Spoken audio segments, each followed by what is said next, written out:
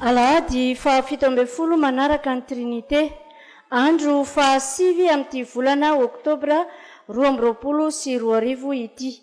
Alahady natokantsika hitrotronam-bavaka ny radio Protestanta FTV-FJKM. Ny lohahevitra banjintsika amin'ity volana ity dia Havaozy ny fanompoan'ny Fiangonana. Ho aminareo ry havana ny fahasoavana sy ny fiadanana avy amin'ilay ankehitriny sy taloha ary ho avy. Aokary hiara-mitsangana isika hidera sy ankalaza ny tompontsika. Ovakitsika miaraka ny salamo fa 1:70, ny andininy fa 4:40 hatramin'ny andininy fa 9:40. Salamo fa 1:70, ny andininy fa 4:40 hatramin'ny andininy fa 9:40. Rehefa hitatsika izany dia iarahantsika mamaky amin'ny anaran'i Jesosy manao hoe: fa izao kosa dia anatena mandrakariva ary tombo lalandava ny fiderako anao, ny vavako hitoro ny fahamarinanao sy ny famonjenao mandrakariva, fa tsy fantatro ny isany. Hoentiko ny asa lehibe nataon'i Jehovah Tompo, ampahatsiaro ny fahamarinanao aho dia ny anao ihany. Amen. Ho iraintsika ry havana ny hira fa 7 ao amin'ny firana fanampiny.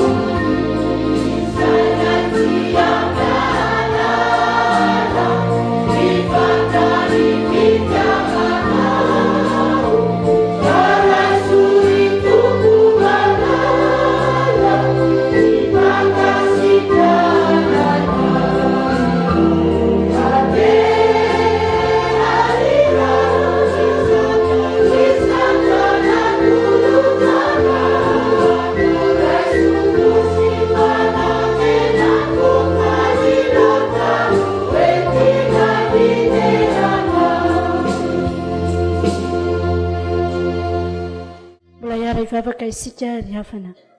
ivavaka isika. Ry Andriamanitra ry zanaka ry fanahy masino, indreto izay vahoakanao tafavory indray ato an-tranonao.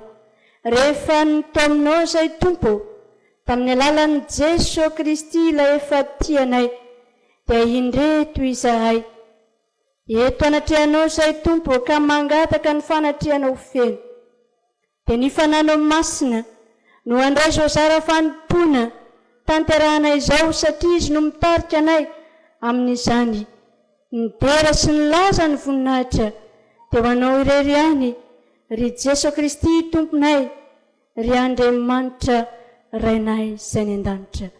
Ko any amin'izany Tompo, makasitraka anao feno izahay, manatitra ny fisaoranao feno izahay, no ny fitantananao ny fiainanay. Raha afaka namahako vaky izay lasa rehetra izay izahay, ary izay akaiky indrindra tamin'izany dia iny herinandro izay vao novako vakina iny.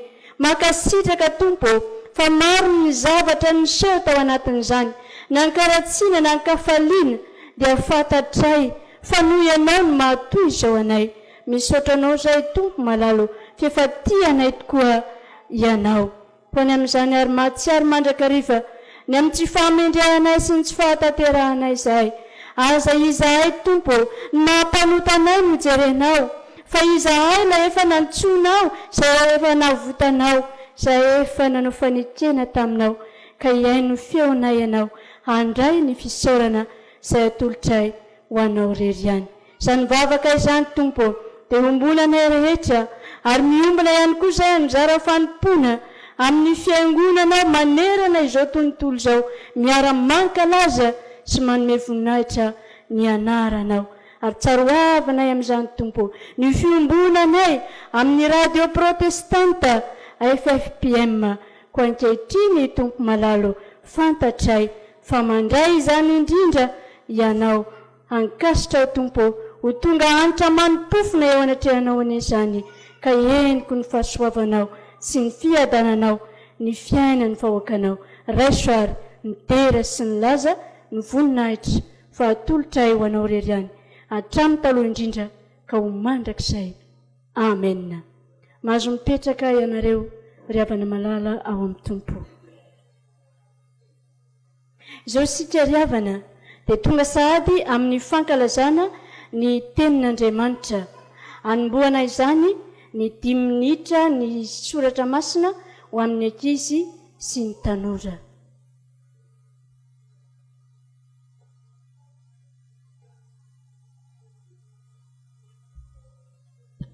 Tonga eo amin'ny 10 minitra ho amin'ny tenin'Andriamanitra isika, hitsangana ny ankizy sy ny tanora rehetra. Ivavaka isika. Tompo, misaotranao izay satria tonga indray fotoana andrenesana ny teninao, dia amin'ny alalan'ny 10 minitra ho an'ny ankizy sy ny tanora. Dia omeo anay ary amin'ny fanahinao masina Tompo, ahafahanay miaina sy makatoanao. Dia mitenena Jehova ho fa miaino ny mpanomponao. Amen. Petraka ianareo. Nakatsika 10 minitra indray androany rakizy, dia ndao jerevantsika ny filazantsara araka ny liko. Liko atoko 420, ny 720, dia ny 720 tapany voalohany. Liko atoko 420, ny 720, dia ka hatramin'ny 420 tapany voalohany. Fakitsika amin'ny anaran'ny Tompo. Fa raha manao fanasana ianao dia asamo malahelo, ny kely amaina, ny mandringa, ny jambo dia ho sambatra ianao. Amen. Izany tenin'Andriamanitra izany indray no hampatsahivon'i Jesosy Kristy ho antsika rakizy androany. Izy dia efa miteny amintsika ihany koa hoe izay nataonareo tamin'ny ray ny lalako madinga indrindra ireny nefa nataonareo tampoka koa. Dia androany izy dia mampatsiahy antsika izany. Misy tantara kely ray hoentina ao amintsika. Nisy madama anankiray mpanan-karena, naniry mahafatratra izy mba hiary sakafo amin'i Jesosy. Dia indray andro Jesosy nanaiky hiary sakafo aminy. Dia efa nanomana amin'ny pitolobe ity madama ity. Efa teo ampiandrasana an'i Jesosy izy dia ndrova nisy nandondona tao am-bavahady. Dia nojerena raha matoa mahanitra kely mpangataka ny tao, dia nangataka mba omena rano hosotroana. Dia tsy nomeny ty madamo ty izy fa ozy izy hoe mbola misy vahiny andrasako a fa mandehana faingany ianao a fa sotratrany ao ka amenatra tampoky indray a dia indro nisy lehilahy anankiray a kily maina izay mitondra tehana vy dia nandondona dia nangataka indray a mba homena sakafo a hohaniny nefa rakizy a tsy nomeny ty madamo ty zany rangaha zany a fa noroa faingana fa sao a andoto ny tranony ihany koa ariva ihany ny andro rakizy a tsy tongo Jesoa teo madama dia niantso mivazavaza mafy hoe Jesoa fa nahoanany dia mifamitaka dia namaly Jesoa hoe efa tonga tao aminao ka fa tsy niraisinao olo-kafa ny hitako tao izao reny madinika izay efa nataonao tamin'ireny madinika ireny a nefa nataonao tamiko koa dia hoe madama hoe tsy naposika afatra ho antsika izany ndraikizy a zao ny lesony ajaony hafa dia jereo ny madinika eo amin'ny fiarahamonina ho an'Andriamanitra rery voninahitra amen.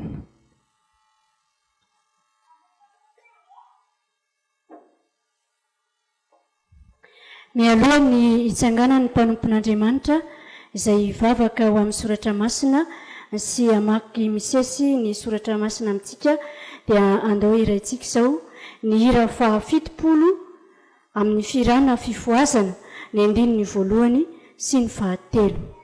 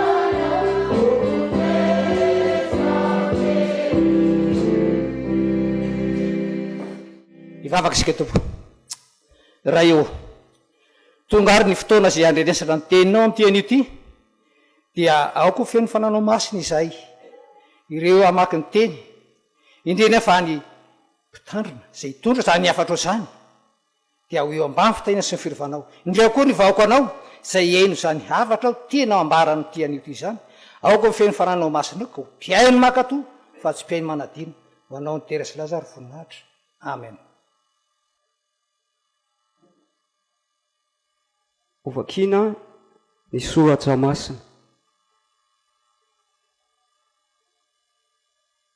Deutéronomie, toko 7 andininy 7 ka janona hatramin'ny 12. Ary raha mitaonanao mangingina ny rahalahinao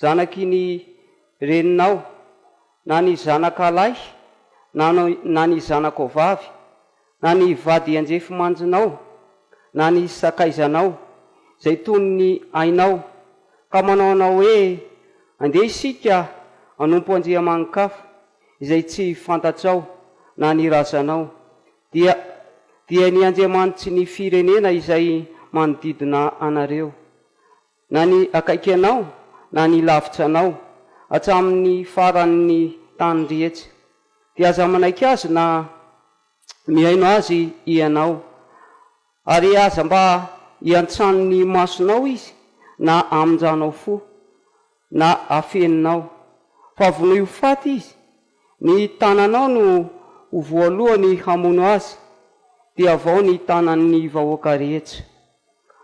Ary toraiky vato ho faty izy, satria izy efa nitady hitaonanao hiala an Jehovah Andriamanitra ao, izay nitondranao hivoaka avy tany amin'ny tany Ezipta tamin'ny tranony fanandevozana, ary ny Israely rehetra nandre izany dia hatahotraka tsy hanao ratsy toy izany tsony eo aminy.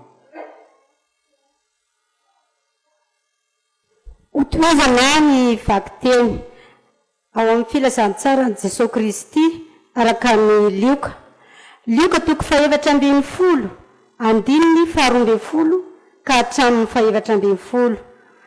Lioka 7:20, raisina amin'ny andininy 12 ka hatramin'ny 7:20. Vakina amin'ny anaran'ny Tompo.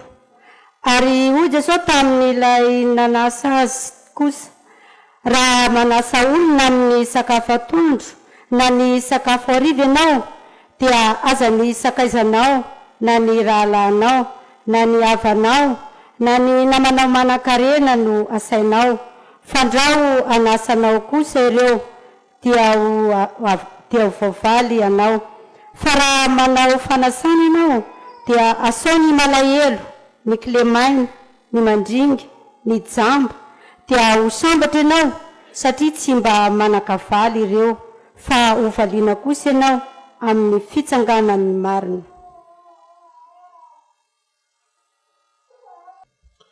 Hofaranantsika ny famakiana ny soratra masina araka ny epistily 2 nosoratan'i Paoly ho an'ny Korinto.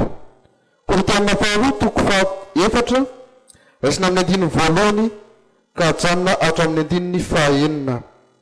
Amin'ny anaran'ny Tompo, ary amin'izany satria manana izany fanompoany izany izahay, araka ny nahazonay famindrampo dia tsy ketraka, fa efa milavina ny zavatra takona mahamenatra, ka tsy mandeha amin'ny fahendrena na manatsatso ny tenin'Andriamanitra izahay, fa amin'ny fananana ny marina no hideranay tena amin'ny fahetretan'ny olona rehetra eo mason'Andriamanitra.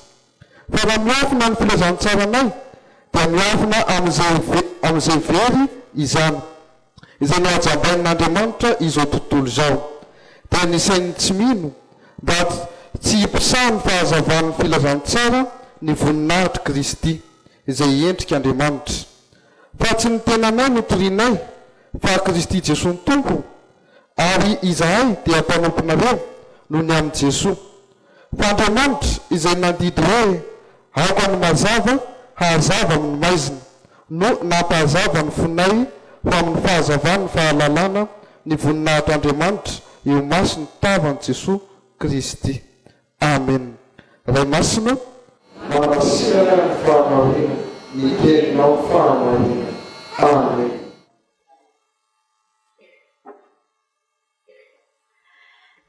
Aoka iara-mitsangana isika rehetra ry havana malala ao amin'ny Tompo. Mialoha ny hitoriana ny tenin'Andriamanitra amintsika, dia horaintsika izao ny hira 7:50 sy 300 ny andininy 1 sy ny 2 ao amin'ny firana FTV-FJKM. Amen.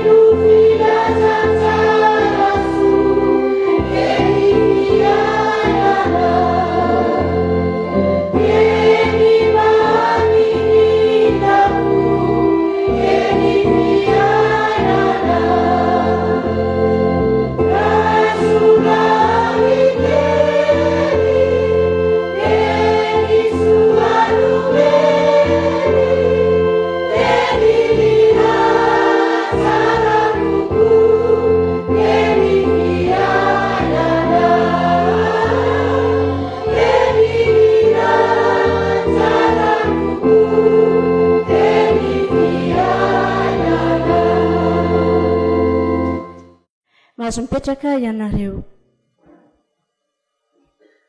Ny teny izay hotoriana amintsika ry havana dia izay hita ao amin'ny filazantsara ny Jesosy Kristy nosoratan'ny Lioka toko 4:10, ny 2:20 hatramin'ny 2:40. Lioka toko 4:10, ny 2:20 hatramin'ny 2:40. Misy fomba fitenenana manao hoe ny vava tsy omby raha roa, fa ny anankiray koa dia hoe resakomana alaniana betsaka. Ny hevitry faharoa ry havana dia milaza fa azo atao tsara ny misakafo sady miresaka, toy izay nataon'i Jesosy dia nisakafo izy sady miresaka tamin'ilay fariseo izay nanasa azy. Ny resaka nataon'i Jesosy tamin'izany dia mahakasika ny fivavahana. Ny fariseo ry havana dia nalaza indrindra tamin'ny fivavahana tamin'Andriamanitra, ary niavaka indrindra tamin'ny fitandremana ny lalam-pivavahana. Ireo fariseo ireo dia misy tokony anankifito, fa ny fariseo izay niresaka tamin'i Jesosy teto, izay noresahan'i Jesosy eto dia voasikady ao anatin'ny tokony fariseo mpanaraka ny lalàna izay mety atao, na voasoratra na tsy voasoratra. Izany hoe nisy lalàna voasoratra ara-tsoratra masina mihitsy zany natao ho tandremana dia narahana izany. Fa nisy ihany koa lalàna izay tsy voasoratra fa lalàna ambava ihany, kanefa ny ekena ho mety atao dia narahana izany. Fa izao n'izy ilay tsy voasoratra, ilay lalàna tsy voasoratra zany no nataony ho zava-dehibe, na tena narahany na no tandremany fatratra. Zany anefa dia mampanjavozavo tao an-tsain'ny olona makasika ny fivavahana izay nataony. Ravana malala rehetra ao amin'ny tompo. Ny Lioka toko 4:10 izay hitantsika eto, ny 2:20 hatramin'ny 2:40 dia manasongadina fa aoka zava-tsara amin'olona rehetra ny fivavahan'ny fiangonana, aoka zava-tsara amin'olona rehetra ny fanompoam-pivavahana ataon'ny fiangonana. Mba hampazava-tsara ary amin'ny olona rehetra ny fivavahana na ny fanompoam-pivavahana ataon'ny fiangonana dia inona no atao? Raha ny Lioka nijerentsika, Lioka eo ambany masontsika eo, dia ireto anankiroa reto farafahakeliny. Havaozy anaraka ny tenin'Andriamanitra ny fomba mampanao ny fiangonana. Ny faharoa, havaozy manaraka ny tenin'Andriamanitra ny fikatsahana ny fahasambarana. Andao jerentsika ilay voalohany. Aoka zava-tsara amin'ny olona rehetra ny fivavahan'ny fiangonana, ka havaozy anaraka ny tenin'Andriamanitra ny fomba mampanao ny fiangonana. Ny Lioka toko 4:10, ny 2:13 no milaza an'izany. Izao no lazain'i Jesosy azy: raha manao fanasana ianao dia asao ny malahelo, ny kely amana, ny mandringa, ny jamba. Ry havana, nisy fomba mampanao izay efa nahazatra loatra ny fariseo tamin'ny fanasana. Dia ny fanasana atao hoe fanasana atero-kalao, araka ny filazan'i Jesosy azy ao amin'ny Mateo toko 7:20, ny 2:20. Ao amin'ny Mateo toko 7:20, ny 2:20 dia lazain'i Jesosy fa misy fanasana aterikalao ataony ireo faserao izay tsy mety ataon'ny mpivavaka amin'Andriamanitra zany, fa tena zava-doza ny fanaovana an'izany. Ny fanaro tamin'izany fanasana aterikalao zany ry havana dia toy izao: ny tsodrano izay natao taminao tamin'ny fanasana ny tsodrano izay natao taminao zany dia tsy maintsy averiny zany amin'ny fotoana izay anasan'ny olonanao zany, dia tsy maintsy averiny zany ary ampiana indray ny ampafolony iny.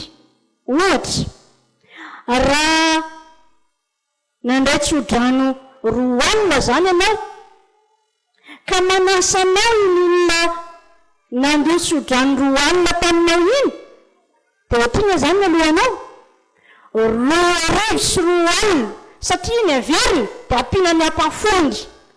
Raha misy nanao tsodrano 3 dia ohatrina indray zany ny averiny 500 sy 300. Tena fanasana ny mpanan-karena, fanasana ny mpanam-bola, ary dia tsy tafiditra tao anatin'izany mihitsy ninona malahelo. Tsy tafiditra tao anatin'izany ny tsalamena, ny ringa, ny jamba, satria ireo dia ilay voasikajy ao anatin'ny olona maninona, tsy mba manaka valo ao, tsy mba manaka tara ao, tsy mba manaka reny reo. Ary zany ry havana, nisan'ny zavatra nampalahelo an'i Jesosy raha nanatrika ny fanasana tao amin'ity fariseo izy. Fa ny fariseo izay nampalaza azy tamin'ny fivavahany dia ny fitandremana ny amin'ireny madiniky ny tompo ireny, ny fiantrana ireny malahelo ireny, ny fijerena ireny malahelo ireny.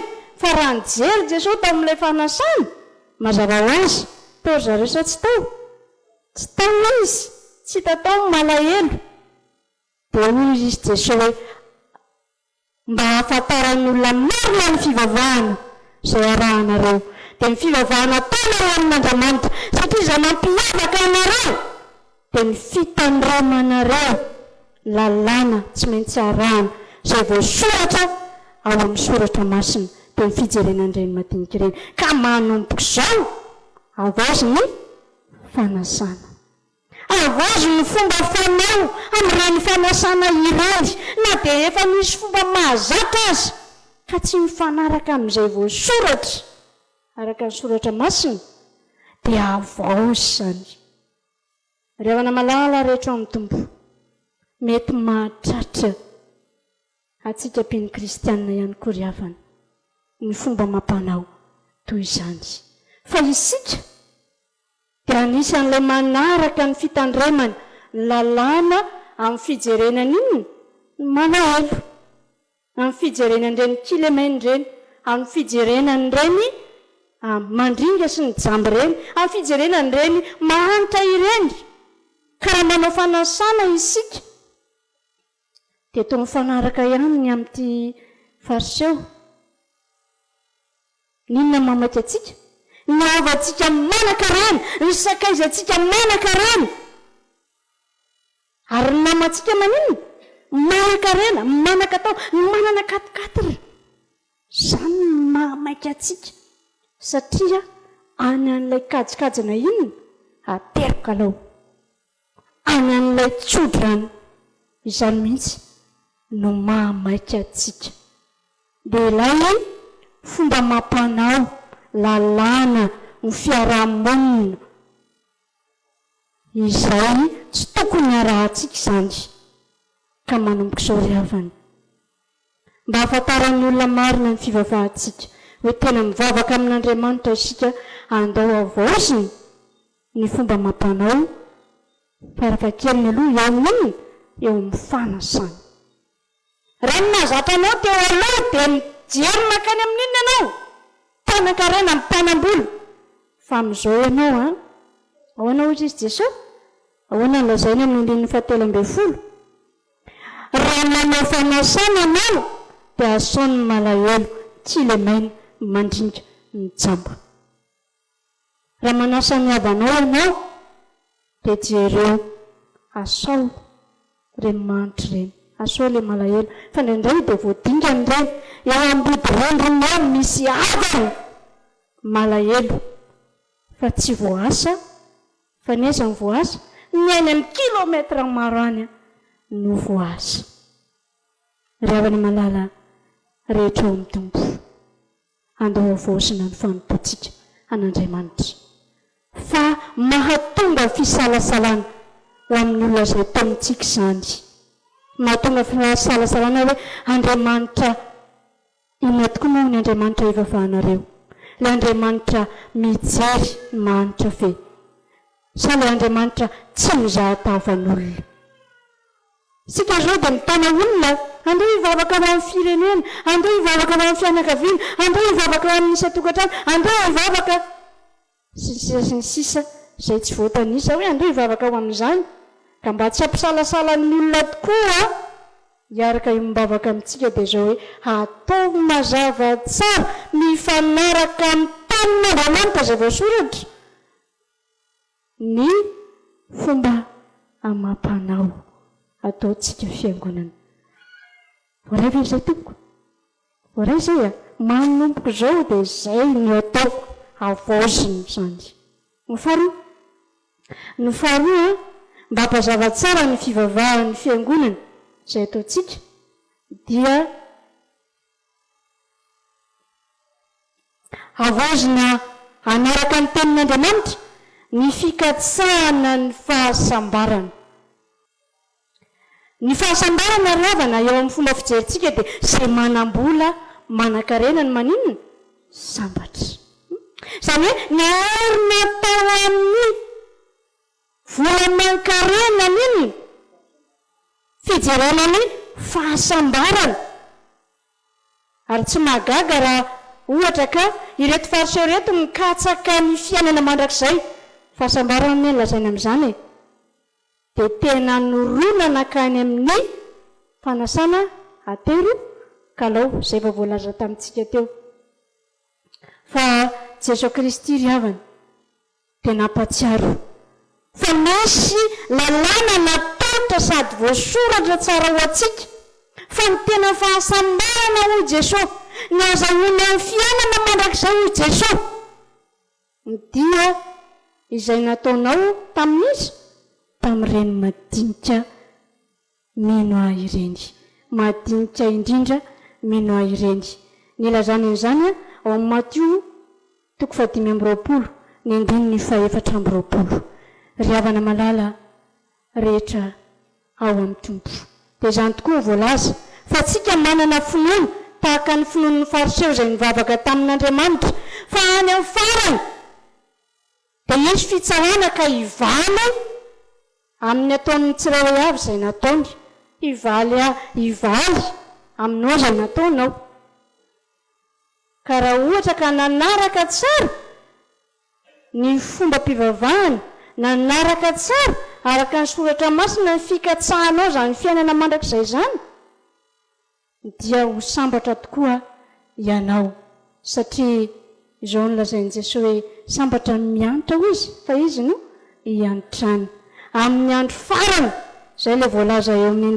4:20 dia ho sambatra ianao fa hovaliana koa ianao amin'ny fitsangana amin'ny marina amin'ny andro farany ianao izay niantra andany malahelo ireny dia hovaliana ianao ahazo fiantrana ianao ahazonao ny fiainana mandrakizay ravana malala rehetra ao amin'ny tombo sanatria tsy hoe ratsy akory ny mikatsaka amin'ny vola man-karena fa ny ampatsahivana antsika eto dia zao hoe indraindray isika tena variana sy milofatotra ao anatin'inona fikatsahana ny vola man-karena dia tsy manam-potoana intsony hikatsahana n'inona fanjaka ny lanitra hikatsahana n'ilay fiainana mandrakizay tsaro avy fa ny vola man-karena mitoetra sa mandalo mandalo ihany reny a, mandalo reny ary voafetra ny heriny, ny fanovalim-pity avy amin'Andriamanitra izay lazain'i Jesosy hoe manaova ozy izy arena ho anareo aiza any an-danitra. Fa ny any an-danitra ozy izy tsy mba misy inona, tsy mba misy kalala manimby reny, tsisy mpangalatra. Raha tohizana bebe kokoa zany amin'ny fomba fijerintsika, tsisy mpangaro-paosy, tsisy dalo, tsisy an'izany, fa tena fiainana, fahasambarana. Ravana malala rehetra amin'ny tompo, ny tena fivavahantsika, ampitaintsika, fivavahantsika amin'Andriamanitra hiantsoantsika ny olona, dia ny fikatsahana fahasambarana ao amin'ny Jesosy Kristy, fiainana mandrakizay. Fa mbola misy ny fotoana hikatsahana ao amin'izany. Aza variana foana mandany ny fotoana rehetra amin'ny fikatsahana ny vola aman-karena.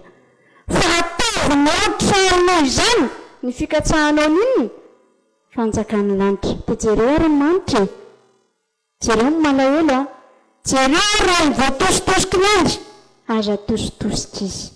Zay aza tositosika izy. Jereo anatin'ny rata-po aminao ao, jereo anatin'ny mpiara-miasa aminao ao, mpiara-mivavaka aminao, mpiara-monina aminao, mipaita ny razana aminao. Izay mila fanampiana, manao fanampiana. Raha tsorina akaikaiky kokoa izany dia raha mikatsaka ny fahasambarana ianao, araraoty ny andro azo anao fatsoa. Ho an'Andriamanitra ny finahitra. Amen.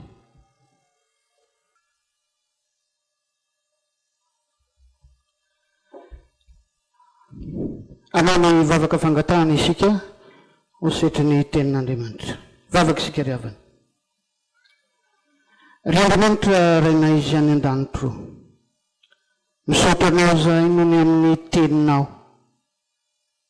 izay nambaranao taminay, ny amin'izay tokony hiavao anay, ny amin'ny fanompoananao.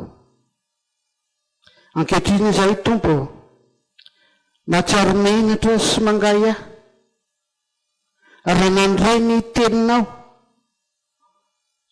ka mifona aminao zahay, mamelany erokay, fampanoty zahay. Tsy niombona tamin'ny fitarian'ny fanahinao masiny zahay, nakamamy faharatsiana sy fitaka zahay, ary tsy tiany malahelo zahay, ny sitraponay ihany no nataonay. Tsy nanaiky ny amin'ny fanavozanao, ny amin'ny fanomponay zahay. Ko ankehitriny Tompo, mamindray fo aminay ianao. Taria ohatrany zay Tompo, mba hiavao. Koa ankehitriny manantona anao zahay, mivavaka ho amin'ny fiangonana, mahatsiaro ny amin'ny tsy fahamendrehana, ny amin'ny asa fanompoana izay hitanterahanay. Matetika Tompo, dia ny manao fahazarana fotsiny zahay. Ko ankehitriny mangataka aminao zahay, mba ho fahazavanao ny fiangonana. Mahatoky izay Tompo, fa mamindra fo ianao. Mangataka aminao zay Tompo, ny amin'ny radio izay tsarona indrindra ny amin'ny teny ity, dia ny amin'ny radio Protestanta, ny FTV-FJKM. Ianao ny Tompo, anome ireo mpiasa matahotra anao hijoro vavolombelona ho fahazavany ty izao tontolo izao ity, ny mpanomponao izay mitarika izany. Tianay sy maminay Tompo ny vavakay, raha mpamoninay amin'ilay vavaka mamindrindra izay mampianarinao Jesosy Kristy tamin'ny mpianatra fahizay manao hoe rainay ao zay an-danitra, ho amasinany ny aranao, mitonganay ny fanjakana, ary ataonay sitraponao, hipetrany takinay ny an-danitra, miarahinana sahazavanay, ary mamelana erokay, takina melana izay meko taminay. ary zantonao fakapana fa manafaka loatra anao fataka sy ary fonady mandrakizay. Amen.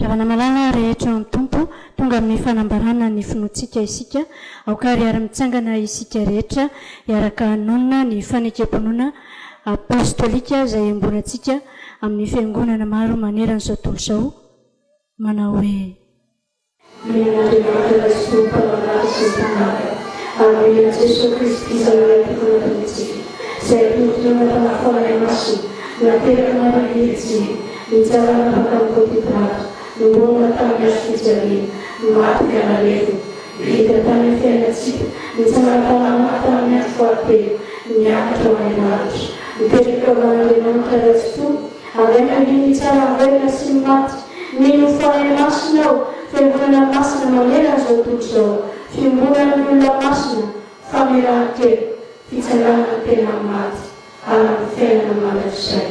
Amen. Mahazo mipetraka ianareo. Andao anavao ny fanoloran-tenantsika isika revana amin'ny alalan'ny rakitra. Irantsika ny hira fa 7 sy 300 dia ny diakona no hitarika antsika anatitra ny rakitra ety amin'ny alitara. Tsahoavy fa izay manome am-pifaliana no akasitrahan'ny tompo.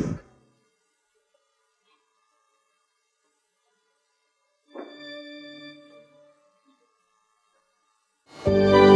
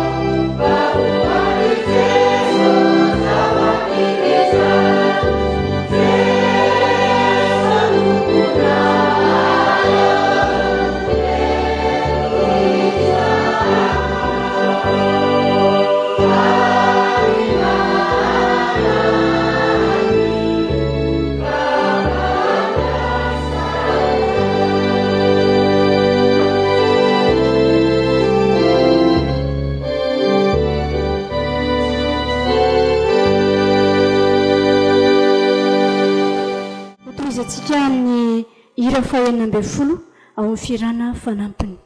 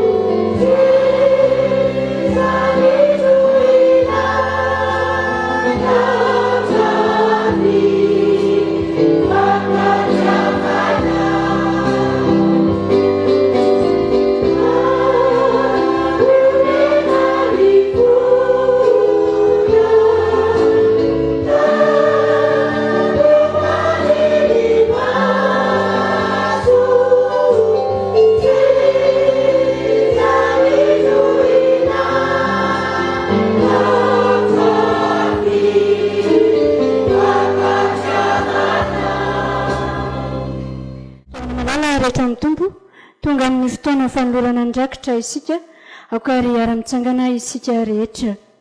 Ny hira faharaiky amby 700 ny andininy voalohany sy ny fahatelo no iraitsika ary faranantsika amin'ny amenina izany.